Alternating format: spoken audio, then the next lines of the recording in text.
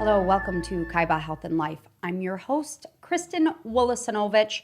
So excited to be in the Kaiba Health and Life studios with my guest co-host, Benjamin Sage. Hello. You know, so excited. We love women, but we love when we have a handsome man in the Kaiba Health and Life studios. So Wow, thanks. thank you. And now, obviously, we position you very strategically, the rose between two thorns. That is insane. No, I am the thorn between two roses here. So it's my honor and privilege to introduce to your right, Benjamin, my dear sweet friend for many years, Therese Berlinski. You're here to talk about a very important topic that is so important, especially now in today's society, especially now for our children. You are owner and founder of Presence to Pupils. It's a mindful organization, but you also wear many hats. What's another hat that you wear? Another hat, Kristen, is that I'm a co-founder of the Michigan Collaborative for Mindfulness and Education. And in that role, that's been the biggest part of where I bring mindfulness to the schools. To a critical mass. Yeah, exactly. Yes. So, and you'll jump in because I know you will. But I'm going to start off with talking to our viewers and listeners exactly what mindfulness is. Mindfulness is moment-by-moment awareness, and it's really about being present in the moment and noticing whether it's good or bad, so to speak, but it goes to different levels. So that other level that's really important and really critical is letting go of judgment.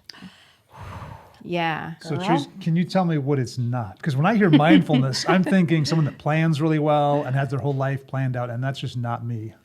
Right. Well, actually, mindfulness is being in the moment, but it's also having an awareness of perspective, Benjamin. So, for example, you know, we were talking a little bit earlier before we began today about some health challenges that I've been having, an elimination diet that I'm on. And I was feeling really low today. And then I reminded myself of just how I can change my perspective and literally brought all this energy into my body with my mind.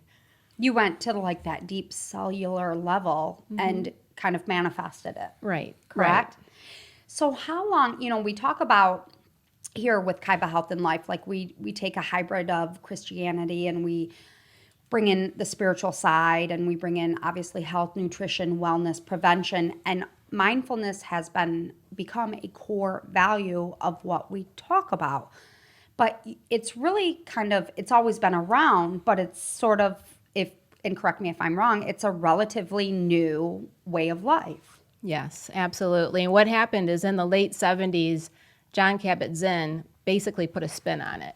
And he started integrating science into mindfulness. And so it was a way for the Western world to accept it, right?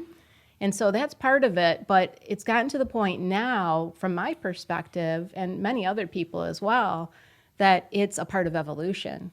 And so one of the things I love to show people is the hand model of the brain that Dr. Dan Siegel coined. And when we see and realize how our reactivity to things in life can basically cause the very problems that enslave us and how we have control over that, how we actually have power over our own destiny, we no longer have to do that. And so one of my missions in life is to educate people on all levels, from children through adults, on how they can rewire and access that power within.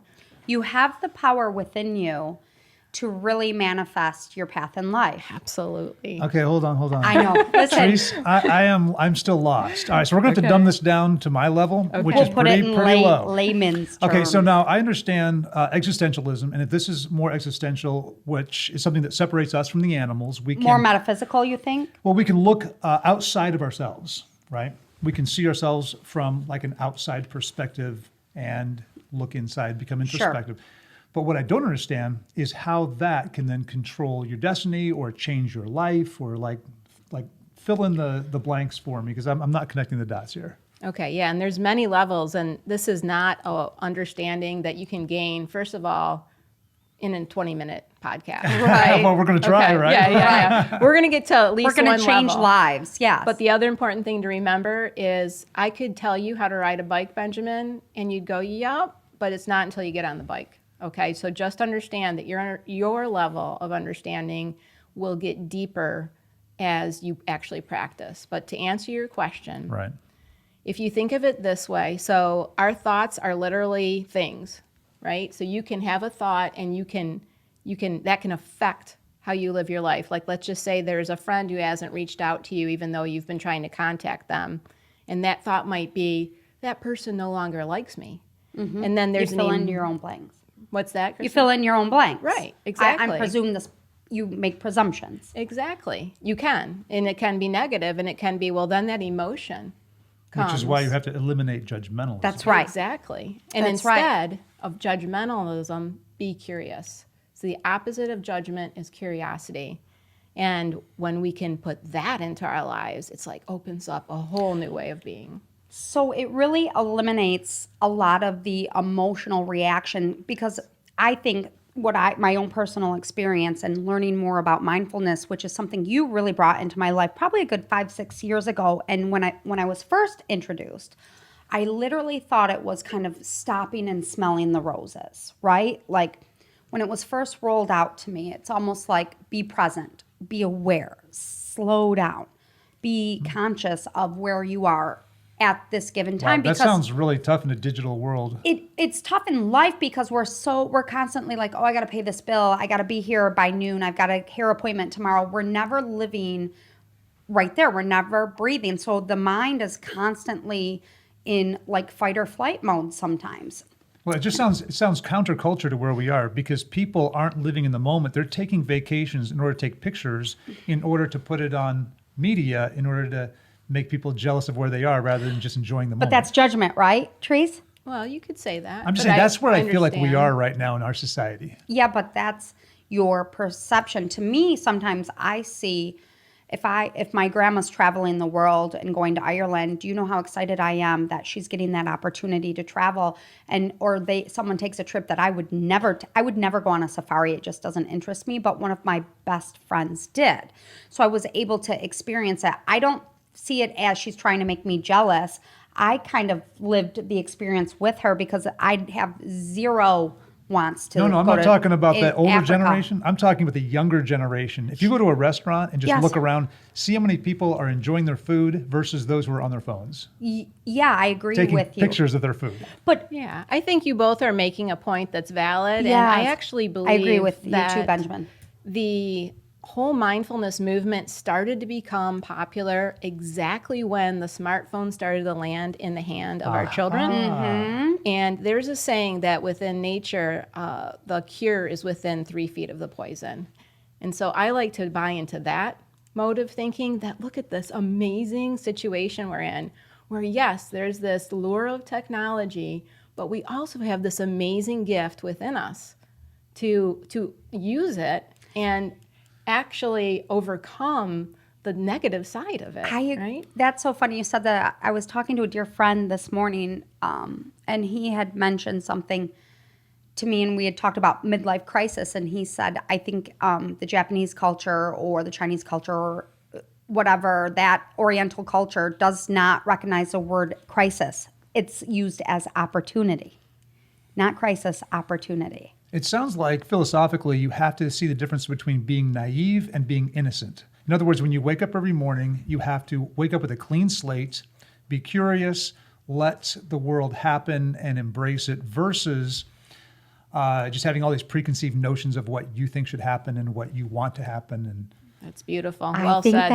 I think that's a nail on the head. And for me, on a personal level, having gone through and going through a long, being married for a long time, long separation and divorce, I went through some therapy.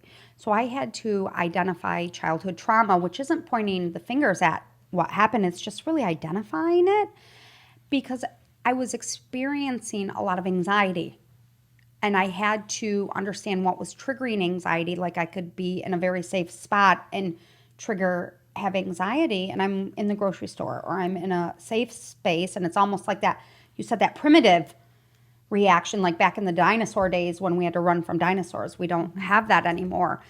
And once you kind of retrain your brain and rewire it and use those cognitive behavioral therapies, it certainly was the stress of what I was going through that was running through my veins and triggering those negative emotions when I was, like I said, in the middle of a grocery aisle. So that type of, I don't know what you call it, intentionality, I think that would take a lot of work, like meditation, some type of like therapeutic program where you retrain your mind and your attitude. Like, how do you actually accomplish this? There's so many things I use. So one of the thoughts that came up is I use these daily mantras to get by, and I've had some pretty stressful moments in my own life. And my favorite mantra is that our thoughts are not always true. And just remembering that when I'm having anxiety, when I'm feeling stress, when I have worry, levels me, it grounds me. So that's one, but also a daily practice. And it's super important. People sometimes feel like, wow, I can't fit one more thing in. And really one of my favorite quotes from Jon Kabat-Zinn is he'll say, meditate as if your life depended on it. And then he pauses and he's like, because it does. Stress is the number one killer, right?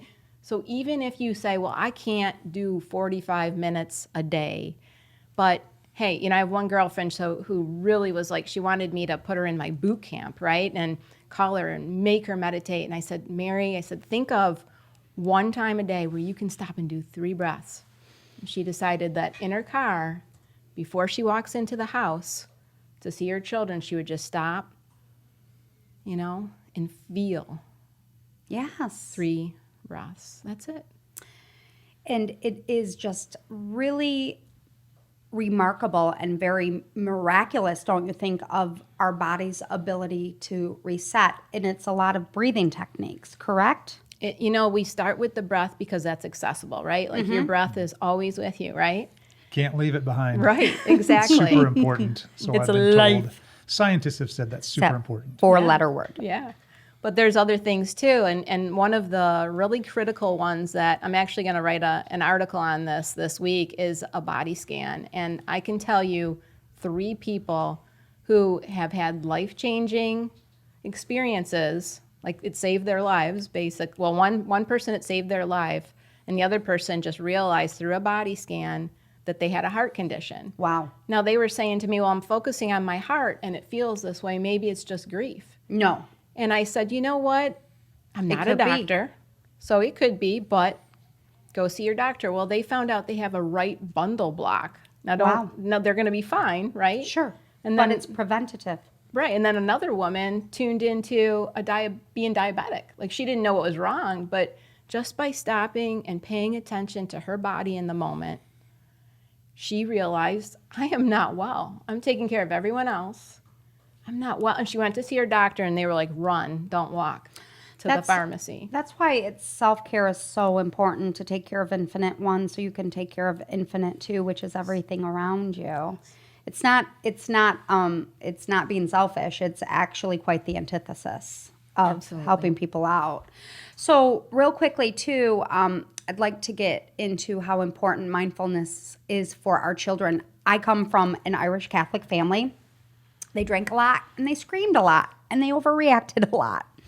So that behavior, that environment, which was cyclical and generational, obviously overlapped into my life and how I raised my girls. And we were yellers, and especially in the teenage years, right? They yelled at each other, I yelled at them.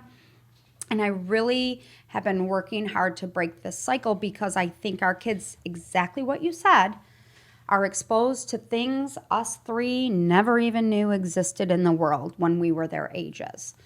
So with that being said, they also now are subjected to behavioral problems, anger issues, cognitives. We have this, and data stands by it, sort of science, this crazy uptick in numbers with people that are on the Asperger's spectrum. So there's those behaviorals and that change of education and how we handle mental health. There's massive mental health issues. There's massive depression, anxiety. These poor kids. Now talk to me. Oh boy. I set the stage, didn't I? So incorporating this whole idea to our kids. Yes. Yeah. So this is a really very Did I hit home? yeah, for sure. There's so many places I could go with it. So I'm going to start with, if you recall the shooting in Parkland, Florida at the school a few years, it was a couple years ago maybe. And this is going to sound dramatic, but I was working at a school in Flint, and I recall thinking to myself, these kindergarteners are the next shooters. And that sounds dramatic. No. But I'm it's the talking truth. about children who were throwing chairs, children who were just totally defeated. And I wish everyone could see what happens, the transformation that happens by teaching these kids mindfulness. And one of the most profound moments I had was simply this young boy, this kindergartner, was sitting next to the parapro, and he was always completely slumped and almost asleep. And we started talking about feelings one day, and he said that he hates his family. And when I said that was okay, because mindfulness is somewhat accepting what Is happening. It's not saying, oh, honey, you don't hate your family. You don't mean that. Right. Go ahead. Right. This is a kindergarten kid. Kindergartner. Kindergarten So says you that. listened and you allowed him to flow Right. and release. Keep Right. going. I hear you. And to identify, again, this comes back to the body scan, where in the body he felt that. Right.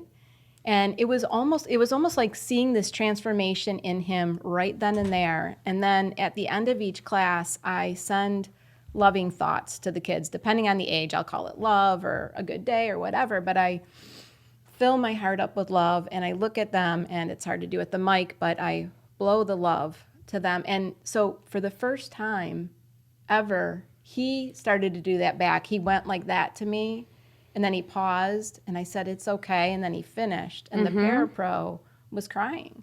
She said, and afterwards she told me, you have no idea how amazing that is, right? And so I get very emotional too, because I know your work is groundbreaking, and I know it's changing lives on the daily and changing their behaviors, because we come from, like I said, if you look and you go back generations and you raise kids, and if you're of the mindset children are to be seen and not heard, back in the day, and they didn't have a voice, we're your parents, and you're just going to do this. And it still ran over into Gen X. I'm a Gen X, and it still was like, I'm the mom. And I'm not saying that's not the way it is. But what I've also shifted to is allowing these kids have a voice, these girls to have a voice, regardless if I deem it to be right, wrong, or indifferent. Let them talk, because I will be honest, I never had a voice with my dad. I did, but not my mom. She dismissed everything I said and everything I thought, because it was a control thing. It was more of a control thing. What you said earlier about taking time to just take 3 deep breaths, just meditate. Think of the most dramatic and time of turmoil in your family. It's usually during a meal, right? That's when everyone kind of goes back and forth. That's when you get a lot of issues going on. Think of this historically, all right? If you go back 2,000 years, even further, and you think about religion, especially the religion that I grew up in, what is the thing that they do right before a meal? A lot of times there's a prayer before a meal. And what that's actually doing, it's making everyone just stop before any drama starts. They're taking time, they're meditating, they're slowing down, there's silence. And then when people eat, there's kind of a reset button that happens. Now, we've gotten way away from that. I don't know of too many people that do that. But even just taking religion off the table, just taking time just to stop and breathe. Yes. And then begin a meal. That's been going on for generations and generations. And we're kind of getting away from that. But I can see that historically, the concepts, the principles actually happening, through these families. And maybe there's something to that. And I think you're right. And I'll let Teresa, I think no one sits at the table rarely anymore. And what a beautiful time. And you come from a big family, Benjamin, right? Yes, I do. You come from 4 kids. Yes, 4 kids. It was Jenny, Benny, Kenny, and Rennie. And, it's so cute in itself. It was the 70s, But that's what I'm trying to say is during the 70s too, you guys, you siblings probably fought. That was very normal. Well, see, I'm an only child. So the only and I had a great life. Liz and I want to set this up, but the only like fights I had really in my memory was with my mom. She was a very dominant, strong, controlling mom. So that's like where I had anger, where you probably fought with siblings or you fought over clothes, and mom and dad probably had to be more diplomatic in breaking you guys up, where she and I fought, and it's identifying with those girls. They were fighting all the time, and I struggled with it because I'm an only child, right? Yeah, I didn't fight. That makes sense. So it causes angst. So I think I had to change. And you can't change anyone, right? You can't change anyone but yourself. But I'm also trying to change my kids, on how to not overreact to everything. I've got a question for you.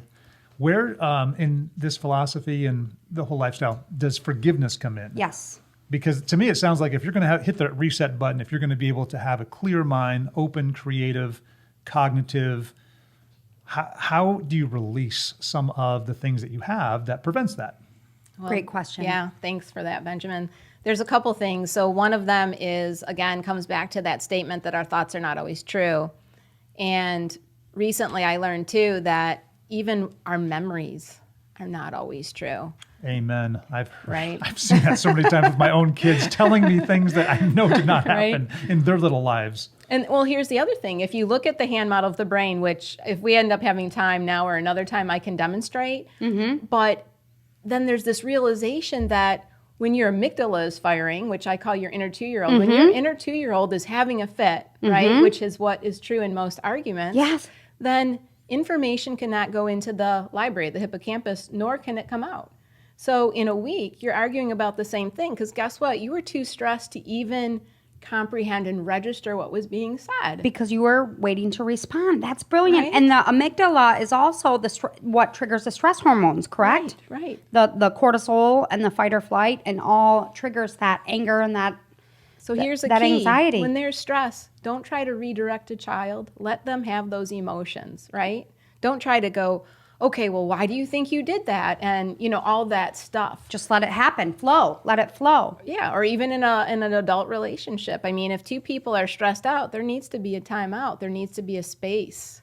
Sure. Right? So that's what we're doing here. We're integrating spaces. Okay. That's so smart because it's so key too because, it's funny when you're watching social media and you're like, they're not going to do that to me. I'm going to recognize it. It really isn't the way to live. I'm asking you, to me, what I took from it in mindfulness that I've incorporated into my own life is to flow, not be so fired up about someone else's behavior or if they're on time. I want timeliness, of course, but I don't overreact to a lot of things anymore. And it's so beautiful. It's so empowering. And it's so, my kids are so stressed right now, right? And my 18-year-old, the hormones are raging. She's a senior in high school, and there's a lot coming at her. And she's like, well, just because nothing stresses you. And then I say, that's not true. I get concerned about things, but you've got to really redirect getting so wound up. It's perspective, It's taking a look at what's happening in life and choosing, that's the empowering piece, to see it different. And that's liberating. It's empowering and it's liberating, right? And so it's practice. I feel like I still didn't get my question answered though. Which one? Forgiveness. So when it comes to forgiveness, I've got these two things inside me that are always warring, and that is justice. And if you like the movie The Punisher or Denzel Washington, The Equalizer, yes, you really resonate with that. You're like, yes, the bad guys die. But then at the same time, you've transgressed against other people, and you sure hope that you don't get, that side of justice. So what kind of perspective do you have when it comes to forgiveness and being able to clean that slate and just be able to live free without that burden? Thanks for coming back to that, Benjamin. Because we answered it quickly. I'm still curious there's a little. What kind of perspective do you have for that? There's a lot that can be added, and so really it comes to, again, the daily practice that we keep talking about. And again, mindfulness is moment by moment awareness without judgment. And so not only is curiosity the opposite of judgment, but compassion. And so as you, let's just say you're meditating, and I'm putting my hands on my heart because it's just one of the practices to feel where the breath is, right? And you notice something come up. Perhaps it's like, oh, I'm not actually focused on my breath. I'm thinking about these people that I'm not forgiving or whatever, right? And then you start judging yourself for judging yourself. Does that make sense? Mm-hmm. Right? So you're noticing that you're not focused on your breath, and then you're like, oh, I'm not, adults will often say, I have ADHD, or I'm this or I'm that, and I just can't focus. It excuses the behavior, and so, so you're noticing that you're judging yourself for judging yourself, and then let going of that. And redirecting compassion towards yourself, often not forgiving others is related to something within you. Not them. Right? I got you. And also, I'm following you. too, like, do you think it's also a sense of gratitude? Like you said, it's compassion. I say empathy as well. I say gratitude helps, because what I found when I felt angry or resentful, it was often me drinking poison, expecting them to suffer, when the reality and actuality was I was suffering. And I've forgiven a lot of people that I will never get an apology from. And it's only for my own betterment, so that I don't harbor ill will, or which I don't anyways, but I don't have ill feelings or resentment towards people that I felt I couldn't forgive, because they'll never be sorry for what I felt they did to me. I've let it go. And I've accepted apologies they're never going to give me. Don't allow people to live rent-free in your head. That's exactly right. That's cool. That's exactly right. That's exactly right. Therese Berlinski, owner, Presence to Pupils. How can people get a hold of you? People can get a hold of me several different ways. My website is thereseberlinski.com. And I'm also on Facebook under Presence to Pupils. My email is presence2 with the number 2 pupils@gmail.com.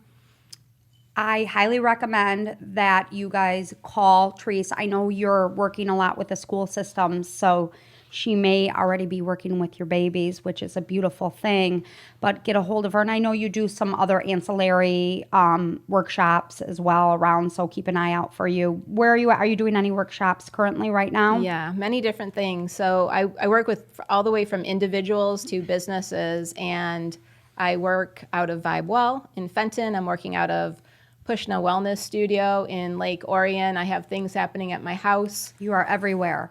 Is there a schedule on the website? There will be. I'm working on that this week. Perfect. And a couple of retreats next year too. So Bhutan and Costa Rica. Wow. You are a busy girl. Yeah. You are incredible. One more time with the website, please. ThereseBerlinski.com. Excellent. We love you. Thank you. Will you come back on? I will absolutely come back on. This topic is so important, and it's so, it truly is life-saving. And just real quickly, I wanted to say, and a big thank you to my handsome co-host, Benjamin Sage. You are too much. You did amazing. Is going back is the kids buying bulletproof. That's what I want to talk about next. Bulletproof backpacks. I mean, this society, the reality that we live in, we must continue to provide this platform and keep this conversation going. So thank you so much to both of you. You're welcome. You bet. Thank you. And I'm your host, Kristen Willisinovich, and a big thank you to our viewers and listeners. This has been Kaiba Health and Life.